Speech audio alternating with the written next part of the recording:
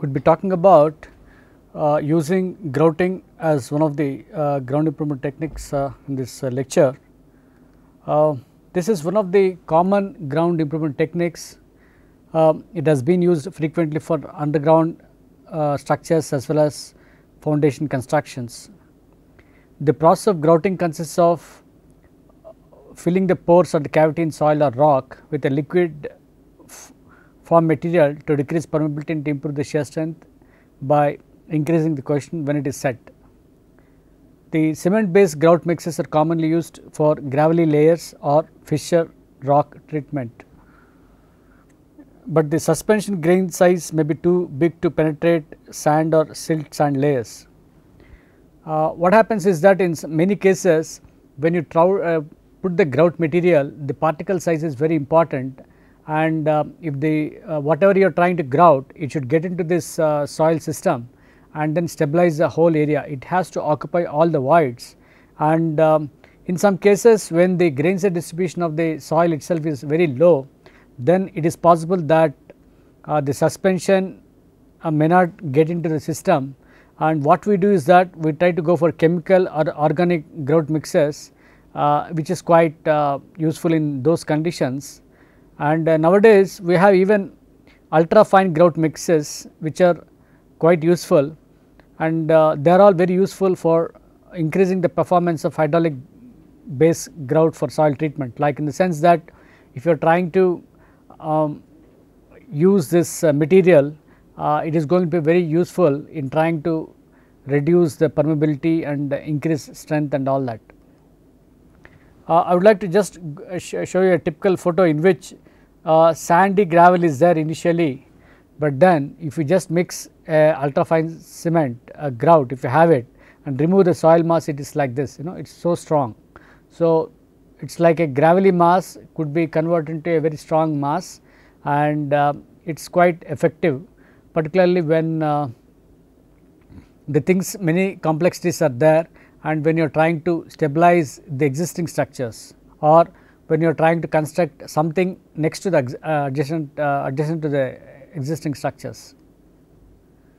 To understand further on this, we can classify the grout mixes into some 4 classification groups: mortar and paste such as cement to fill the holes or the open cracks, then suspensions such as ultrafine cement to seal and strengthen sand and joints, solutions such as water glass, and emulsions such as chemical grout.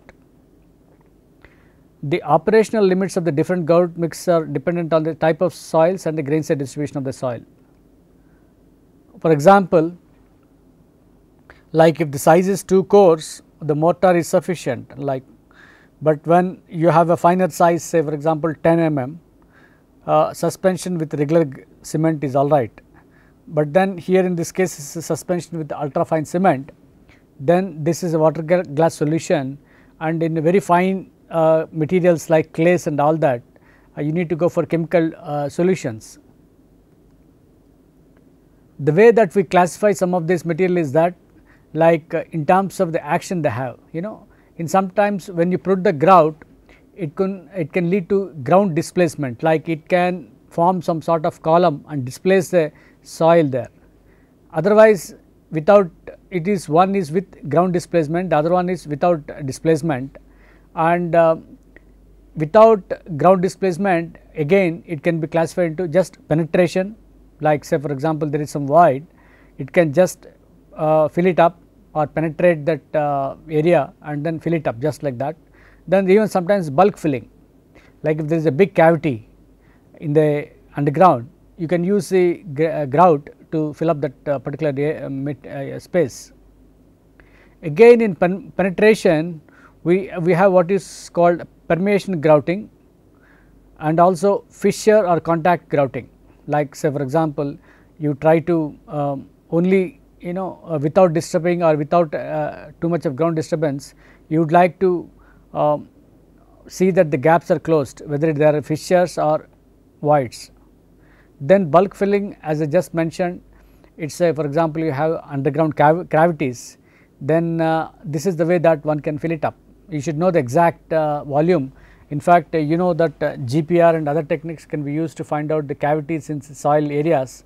In fact, in slopes there could be some problems. So, one can really use the grouting to do this filling and see that it does not lead to any stability problems. With ground displacement, it leads to some sort of hydraulic fracturing, because you are pushing the material, and also compaction. So, it really densifies the material, that is one thing.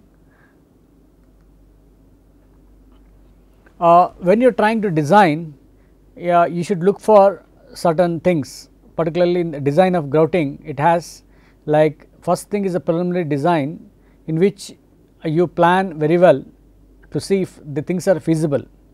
So, you need to have adequate investigation to carry it right in the beginning, which includes characterization of ground and groundwater and identification of fractured rock. So, for example, you are trying to characterize the area in a rocky slope of a, you would like to see that whether the slope is stable.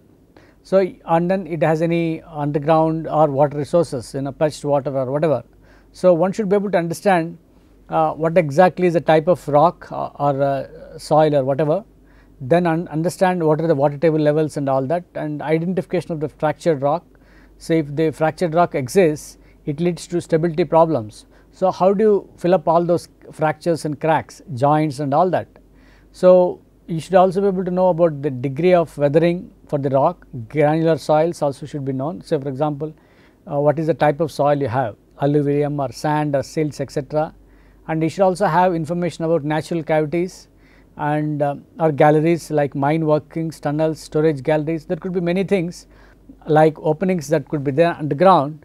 One should be very careful. Once you know some of these information, then it is possible to go ahead with a detailed design, which is again somewhat very tricky, because the thing is that here many things are unknown, in the sense that it is not, unlike other ground improvement techniques, it is not easy to verify, like whether the systems are satisfactory or not in a clear sense, except that you see that of course one can do some sort of testing, particularly in the plain ground. One can do some tests like static cone penetration test and all that for improvement of bearing capacity and all that, but one should be very careful, because it is a very complicated mechanism here, because though the objective is simple, that it has to fill up voids and also increase the strength, the way it does and also the way it is going to be effective is something that there is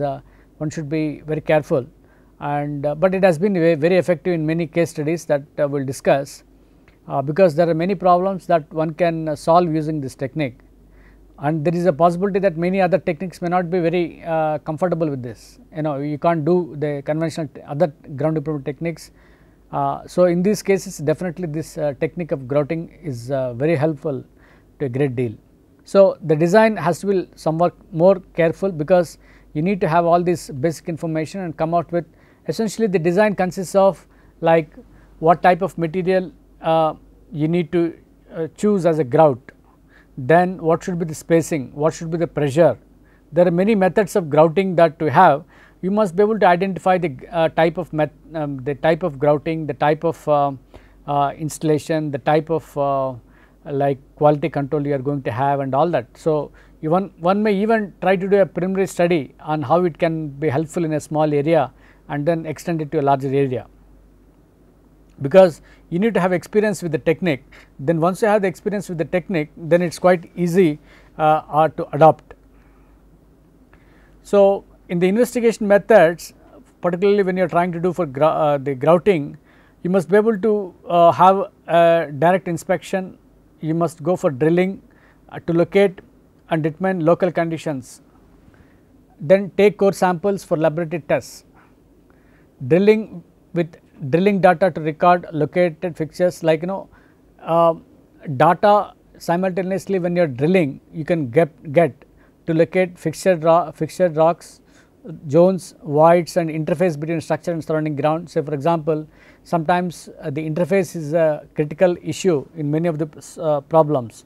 So, you must be able to get all that information, and we also have what is called borehole logging with borehole TVs and cameras and all that. In fact, if you are trying to look for a underground problems or issues, even nowadays you have borehole cameras which can give you information about the type of soil that exists and all that. So, people are also employing non-destructive geophysical investigations, seismic resistivity, then water testing.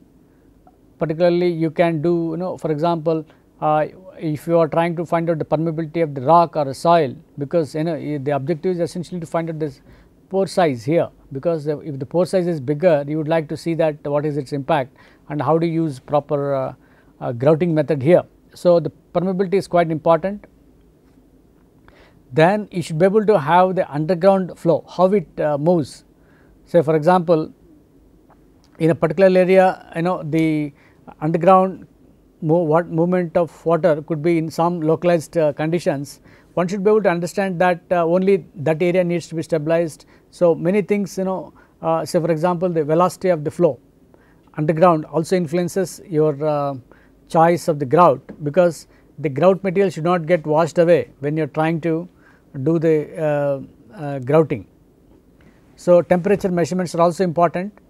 Then pumping test to assess the initial hydraulic conditions. As I just mentioned, grouting is very effective when the water table is there and all that. So, one needs to examine some of these conditions very carefully. The initial hydraulic conditions are to be known as well.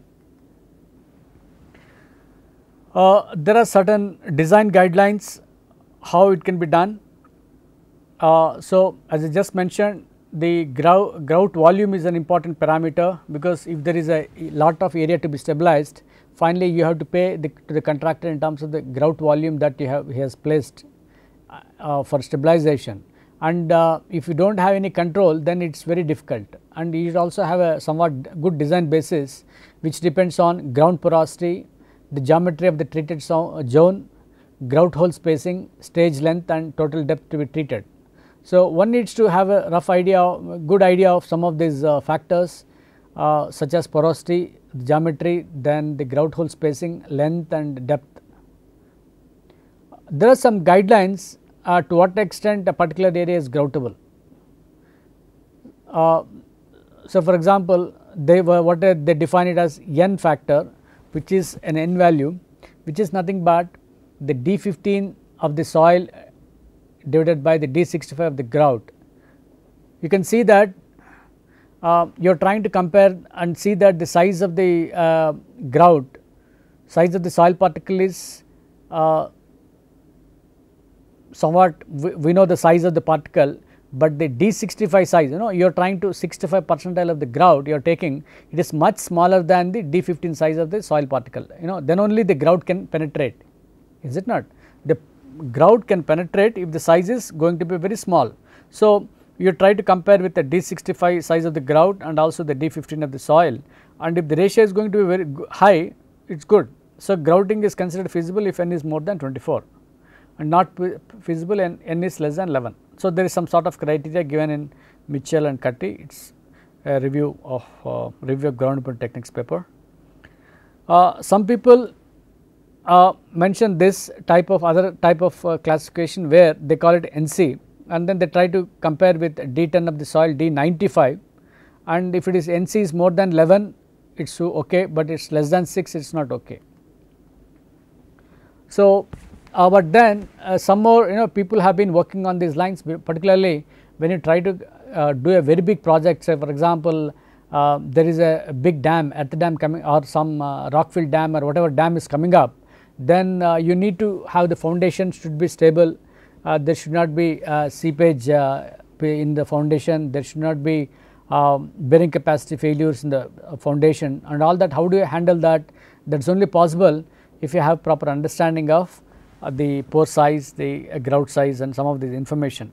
So, realizing the importance of some of these works, people have done a lot of work on this and they gave some sort of criteria. In fact, this is one more such thing, that a new n value has been proposed, actually, which says that n is nothing but it should be able to compare the D10 of the soil and also the D90 of the grout. If the ratio is good, it is fine. Plus he talks about, because in the previous methods that we saw, they only talk about grain size distribution of the soil and the grain size distribution of the grout. It will not take care of the water cement ratio of the cement. It will also do not take care of the fines content, some pressure, grouting pressure, and the relative density of the soil. So these persons, these researchers have given some sort of relationship. Again, it is site specific and empirical, but then they recognize the importance of the important variables like water cement ratio, then the pressure, relative density and all that, because if the relative density of the soil is going to be higher, which means that it is more dense, you can't grout it that easily. Similarly, if the pressure is higher, grout pressure, definitely you can grout more. Water cement ratio, if the water cement ratio is higher, grout can flow easily. So some of these variables are there, and they got, based on the work that they did, they made some sort of empirical equation, like one can fit this sort of equations in practice and find whichever is working. You can take lot of data of the site and then look at, we have identified the water cement ratio as a variable and pressure as a variable and relative density and FC as a variable. So what is that equation one can give for this? One can do some sort of study, and a similar one study that says is that, like, K1 K2 values are in the range of 0.5, here K2 is 0.01 inverse KPA. So because the K2 is coming here, so P is coming here, so dr is a what is called percentage. So you have to put in a proper dimensions here. So that way K1 is it does not have units, K2 has units of 0.1 inverse KPA. So these are some values, and again soil is considered to be groutable when n is greater than 28 and not groutable when n is less than 28. So this is some sort of criteria these people have, and this is something that is quite useful to go ahead with design. So again, there are also, what is that different types of grouting we have, like one is called, as I just mentioned, penetration is possible, displacement is possible, compaction is possible, and grouting of voids, bigger voids are there, is possible. Jet grouting is another way of doing. As I just mentioned, you have a pressure unit here, and suppose you are trying to fill up the cracks or the fractures in the particular rock or whatever. Penetration is one easier way, like the grout comes and then fills up all these spaces, right. Then the other one would be that permeation, like it just the whole area, it permeates in all directions, the flow, and then stabilizes. Other way would be displaces, like it is typical in compaction grouting, it displaces means it densifies the soil that is next to the this thing, next to the bulb or whatever, you can say that you have a material, the densified material here, the soil next to it gets densified here. Then you have another one called jet grouting, where again this is again a displacement process. So where there is some action of the jet that comes into picture here, it rotates and all that, we will see some sort of videos now. The typical applications are, say for example, you have a dam and you do not want the water to flow like this, because if you do not have water storage, otherwise will not be there, you are supposed to have this dam for about whatever, water should be stored, but if you have a very weak alluvium soil like this, then the problem is that the grouting, the permeation is there and you will not have water at all here on the upstream side. So what we do is that we grout this material so that there is no water flow, and then the head in the dam is maintained. Then the other one is that leveling structure or strengthening foundation. So for example, there is a possibility that the foundation tilt is there. So, you would like to stabilize it. So, put some sort of grout injections into the system, and so that it will not repair get damaged further. Another one was that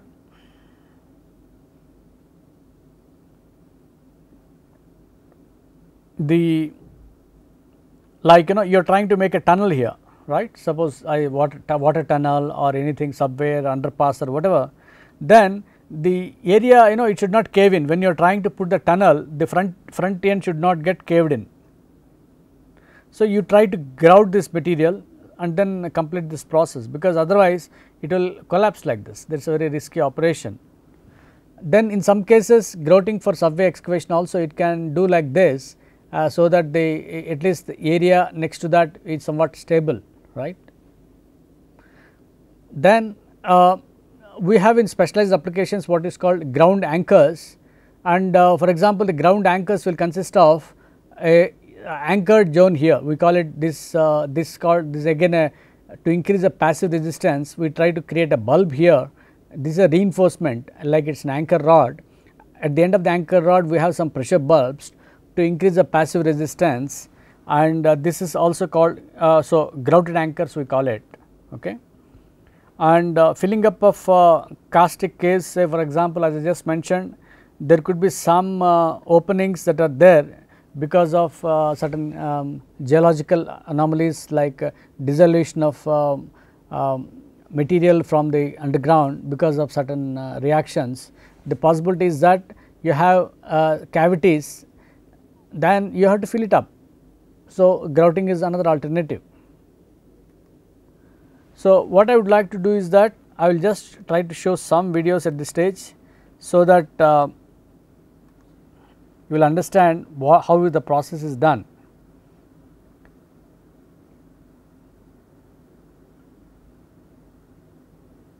So, this is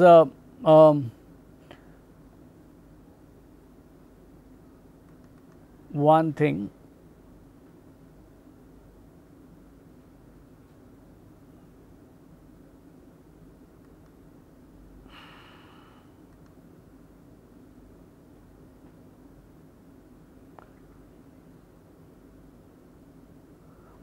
This is actually jet grout columns one can get as high as 2 to 3 meters, you can see that, and they will show you how it is done. So, for example, a drill bit jet, it is called jet grout D system. You know the water is gushing out of this.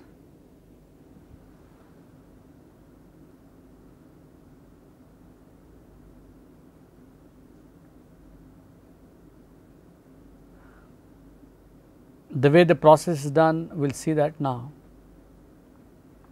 You have a cement tanker, cement is fed to the screw feeder.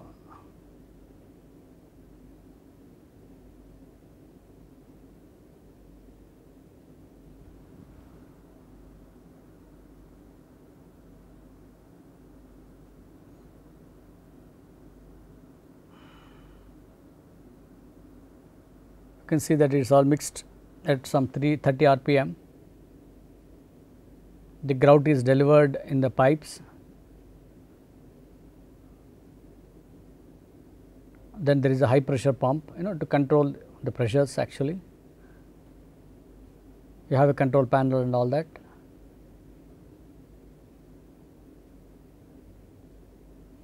Grout is then pumped to the rig.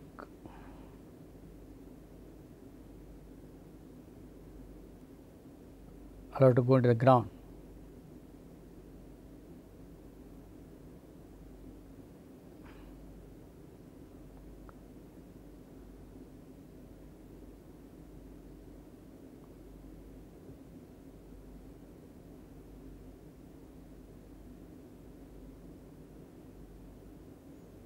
So, this is how the final result looks like. You can have it can be like a similar to or stone columns or something. You have very so I must thank Keller for giving me this video. We also have some more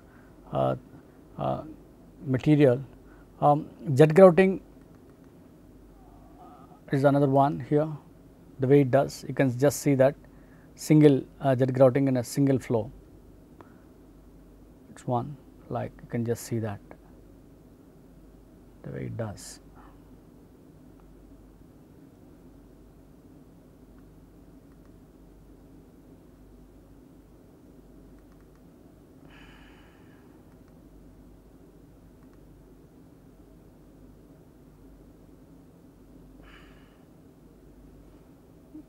You have grout and air coming into.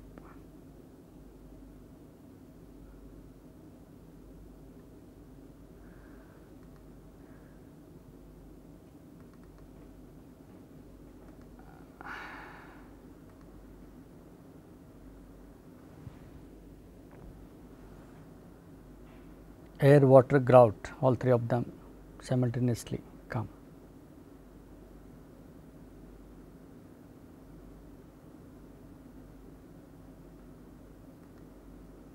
Then this is in jet grouting. What we see now will be on the compaction grouting.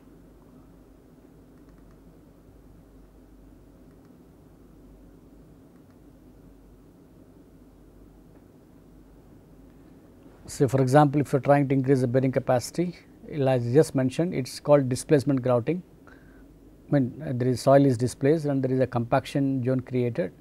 You can see that this is the way it is done. So, this is an important application. We also have chemical grouting, as I just mentioned, when the size of the okay, then you are trying to feed that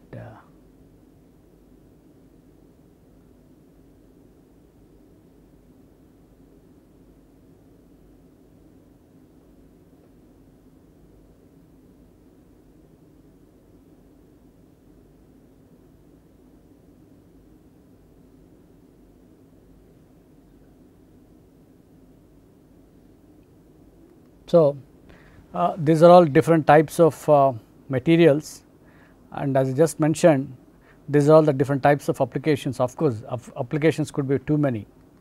So, we should be able to understand what are the different types of suspensions or grouts you have. Since you have seen that there are 3 or 4 types here. So, for example, here the as I just mentioned, you can have suspensions. The state of the grout could be in the form of a suspension, it could be in the form of a liquid, or even it could be in the form of aerated emulsions or foams. Grout type, if it is there, say for example, suspension type is unstable and stable. I will discuss that later, what is stable and unstable. What it means is that you have a suspension and the particle before all that material should reach the required depth of that material. The moment you suspension, all the particles will be in moving, and all the particles should move the desired depth and then only start setting. So, before that it should not set. So, if all the particles start setting only after they reach the desired depth, we call it stable. And that is the reason sometimes cement may not be, if you take the grout type, if you use cement may not be completely like that. So, if you are able to have bentonite plus cement or a deflocculated bentonite, definitely it is a stable suspension. Then you also have what is called so in this particular classification of grout materials, what we see is that we have suspensions, we have liquids, and we have aerated emulsions.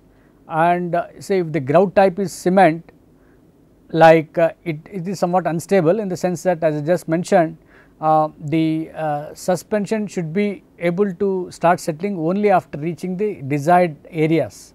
It should not settle in between. So, that we consider as stable, and if it is cement, normally a little quicker. So, there is a possibility that it can form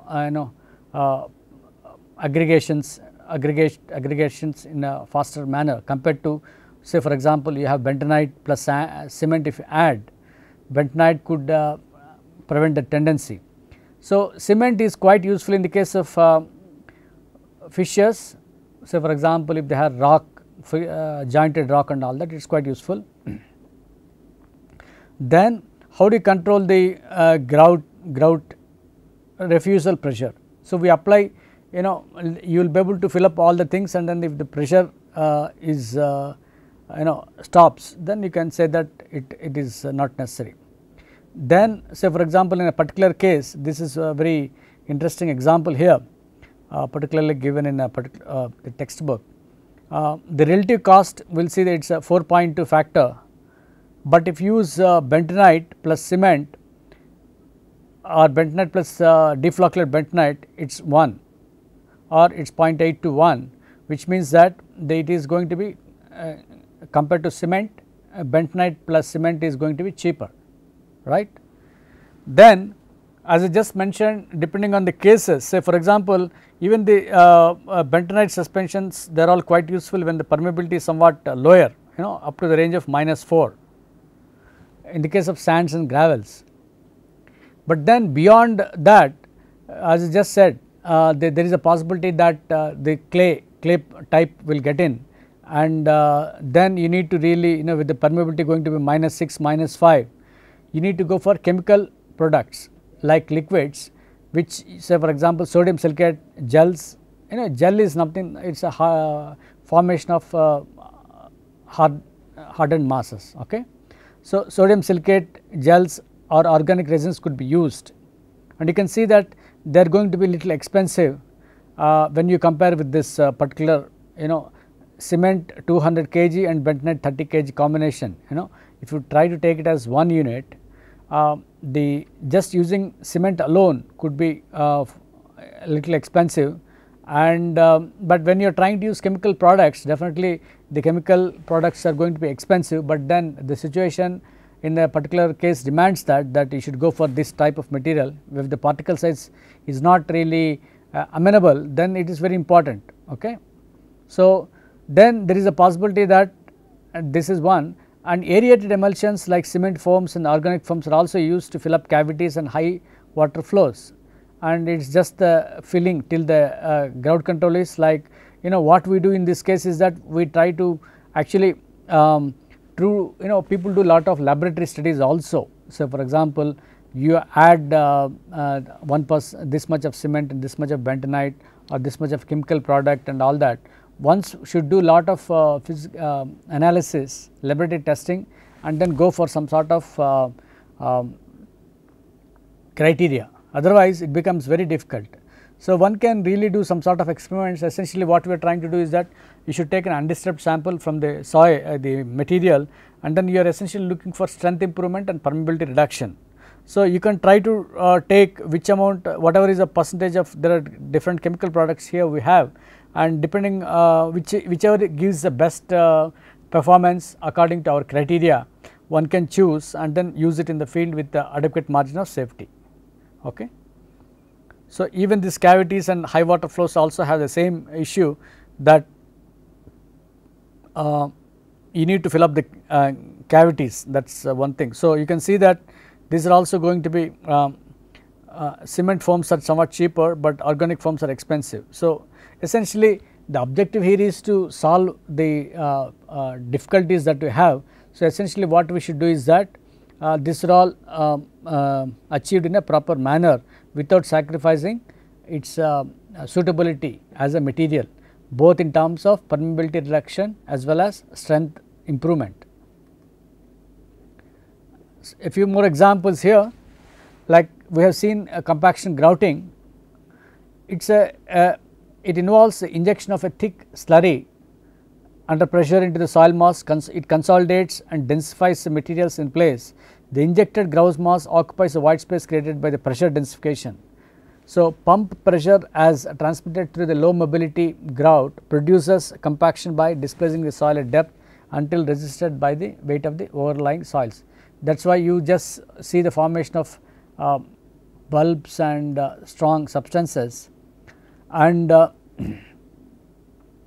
when injected into the dense materials or bedrock, compaction grout remains somewhat confined since the surrounding material is quite dense. However, when injected into the under consolidated or poorly compacted soils, grout is able to push these materials aside. So, when grout treatment is applied on a grid pattern, the result is improved compaction of displaced soils, greater uniformity of the treated soil mass. As a secondary benefit, the resulting grout columns and add strength in the vertical axis as a typical grout compressive strengths exceed those of the surrounding soils. We have seen that presentation by the Keller, in which the objective is essentially to treat the ground in the form of a grid or whatever and improve the bearing capacity, but you also have the formation of columns here. The possibility is that the compressive strength of the grout could be much higher than the surrounding soil, and that can be used as a basis in which one can evaluate the bearing capacity improvement or settlement reduction. This is a very important point here. So, the compaction grouting applications include densification of foundation soils, raising and relieving of structures and foundation elements, mitigation of liquefaction potential, augmentation of pile capacity and pile repair, and densification of utility trenches, backfills. So, for example, you know that the piles that you have designed may not have adequate strength or capacity, then how do you go about repairing it or improve the capacity of the piles? So, this is a very good remedial measure in the sense or restoration measure when things are when there are no other ways of doing it. Although densification of foundation soils subject to long settlement remains to be the principal application, ground improvement methods incorporating compaction grouting methods have become increasingly accepted by engineering community as a means of mitigating liquefiable soils influencing existing facilities. As I just mentioned, since you have an excellent equipment and quality control, like you have machine control, the possibility is that yes, this method can give good information, improvements, that is what it means. The another advantage is that inherent in the grouting process, the capacity to work in the areas of limited access. Say for example, there are some places where you do not have access to, like how do you construct certain approach to do certain repair job. So, when you want to do a repair job, an approach for that particular location is also quite important, and the advantage is that sometimes the grouting equipment, this sort of grouting can make it it is possible that with grouting you can make corrections in places where there is a limited access as well, which is a very useful advantage in many issues, many say for example many urban areas. As I just mentioned, we have another type what is called permeation grouting. It is a term used to describe ground treatment method in which grout is injected into a porous medium without disturbing the original structure. As I said, it is just to fill up the pore voids, and it just essentially fills up the pores and joints so that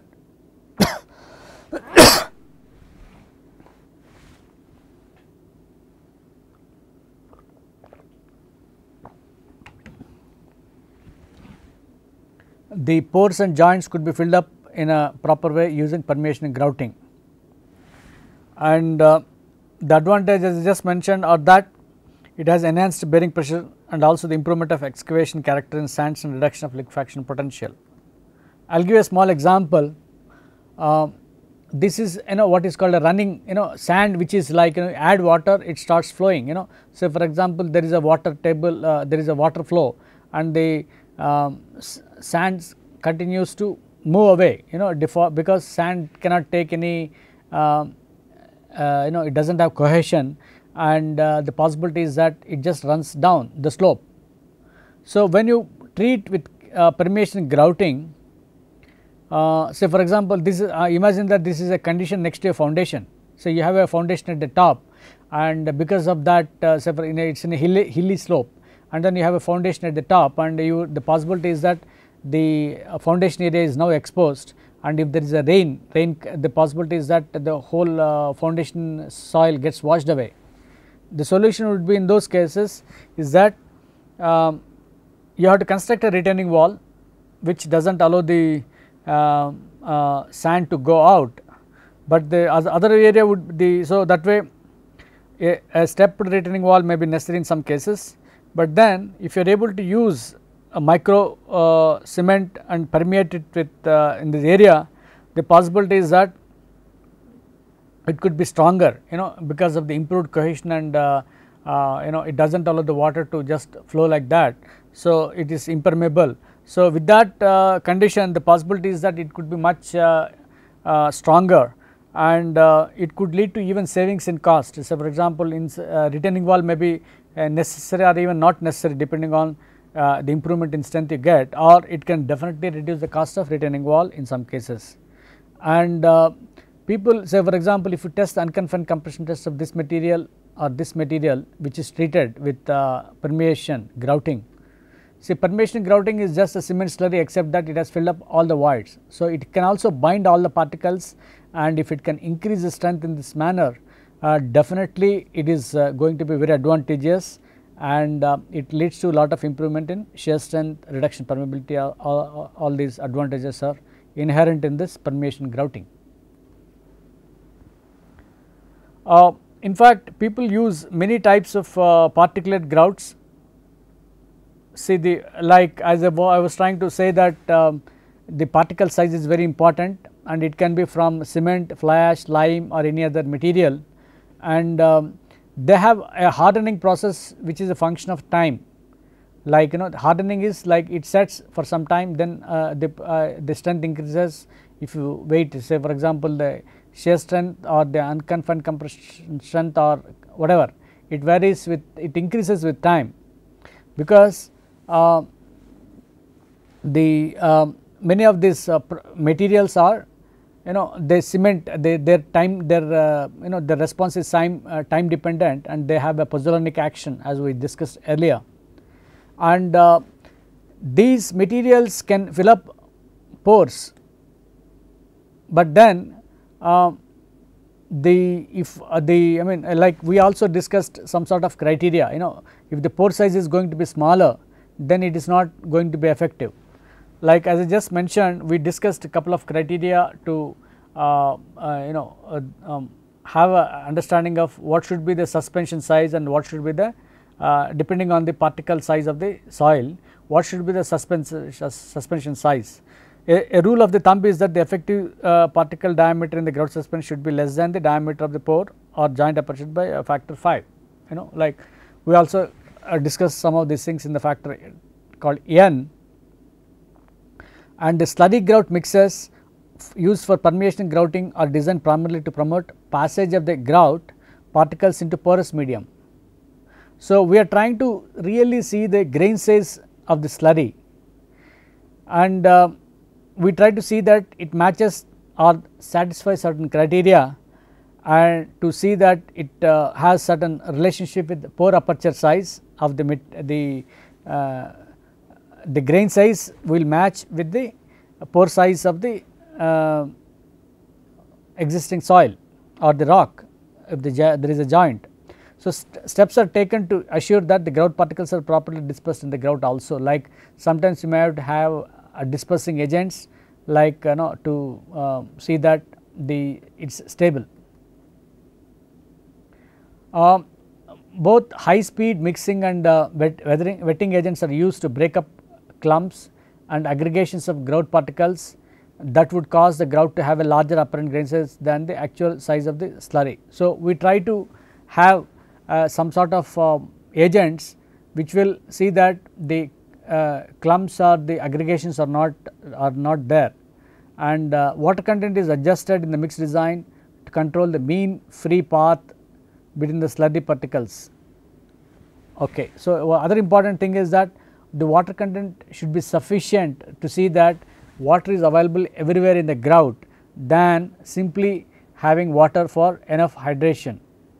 So, the objective here is to see that the water is there distributed, well distributed in the complete grout, and so that is the way that water content is given, rather than just for say for example, in the case of cement mortars and all that, water cement ratio is somewhat critical. I mean like we have a lower cement ratio, but here the objective is to see that there is lot of water available to see that it has a mean free path is somewhat higher, like there is a water movement everywhere, and there is that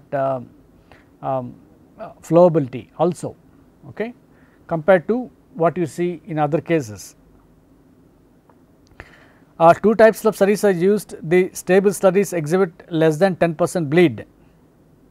Separation of water from the slurry. Actually what happens is that when you add water to the slurry, the possibility is that if you add excess water, it may just be floating at the top. That is what we call it bleeding. Separation of water from the slurry is called bleeding, like definitely the excess water is there. So we say that the slurry is stable if it does not have more than 10% water coming out of it, and unstable slurries bleed from 10 to 90% of the water prior to setting. So the way that we try to understand that is also in terms of the water bleeding. When the solid particles and the water are mixed, the solid particles begin to settle out and the water is displaced towards upward. In the what happens that when all these things are mixed, there is a tendency to for the water to come out. The forces acting in the suspension to reduce the settling of the particles are random impacts of the water molecules against the particle, viscosity of the water, interparticle attraction, friction. See, the thing is, in the case of grout, imagine that you are doing a hydrometer test, right. You are trying to do a hydrometer test. Hydrometer test is a simple example of say slurry, you know.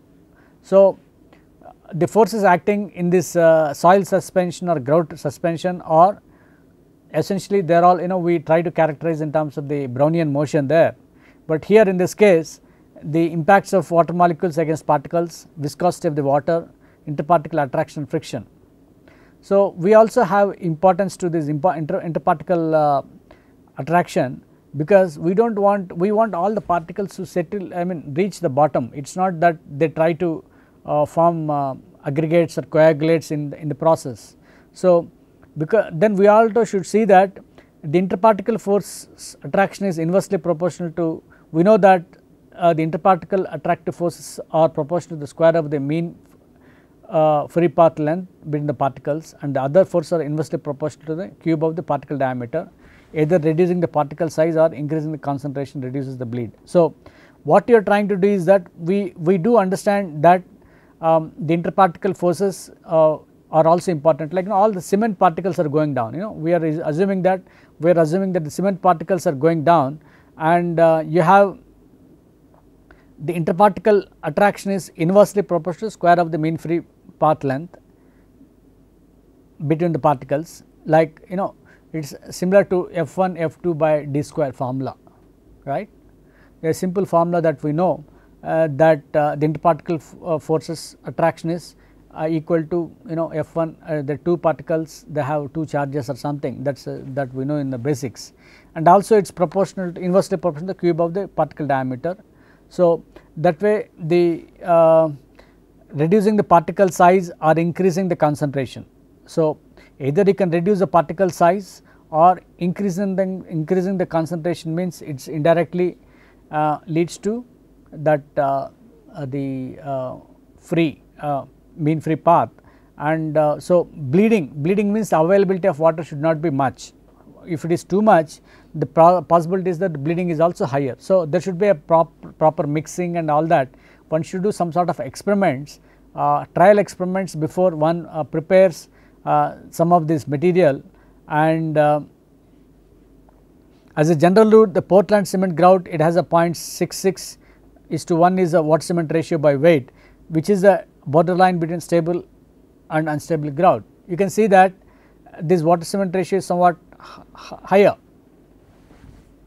than what we are familiar, which means that you need to be little more, you know, the properties like, you know, viscosity and some of these things are important, and it should be able to flow.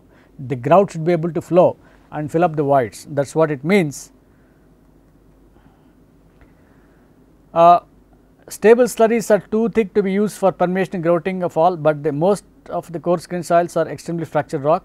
Unstable slurries having water cement ratios 0.6 to 3:1 by weight may be used for permeation and grouting, which means that if you are trying to say that the permeation is an important parameter for you, go for a somewhat higher ratios like 3:1, and then you need to have also the grain size distribution characteristics into consideration. So, the bleeding of these grouts causes channels and open pathways to remain throughout the grout. To eliminate the effect of bleeding on the Portland cement grout, additives are used to hold the cement grains in suspension at water to cement ratios that would otherwise be quite unstable. So, we also add some sort of additive, and the most common additive is the water suspension of bentonite. As I just mentioned, we have seen that the bentonite helps a great deal. Like we know that the bentonite has the property of it is a more like a repelling agent. The thing is that the attractive forces are very minimal there. There is a bentonite particles tend to float easily in water, and definitely when you mix with cement, definitely it has got very good advantage, and even small amounts of bentonite increase in the interparticle forces dramatically and hold the cement particles in suspension. Like essentially what you are trying to do is that the interparticle attractions are there is a separation actually. Okay.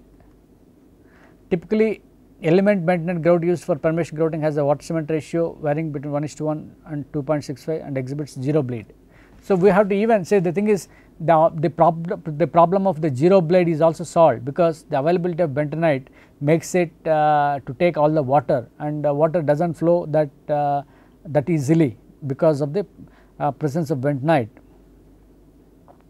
In many cases it is necessary to grout soil and rock formations having an effective pore diameter smaller than the allowable aperture side for Portland grout. So, what we should do is that the possibility is that in certain formations it's somewhat coarse, and the Portland cement grout, if you have the possibility is that that may lead to some certain difficulties, in the sense that one needs to grout them to make them more stable. Say particularly you are trying to talk about a dam structure or the foundation of the dam, which has lot of somewhat some pore size structure, and then the possibility is that you are also having a cement slurry being used in some of those things. So, the best thing would be that you also try to stabilize this area. In fact, a lot of applications of the grouting is only are in dam construction actually. There are books on dam construction and grouting alone. Just grouting alone, there are so many books written, very well written, and grouting itself is a very big subject. One can do lot of research experiments, and it is a big area itself.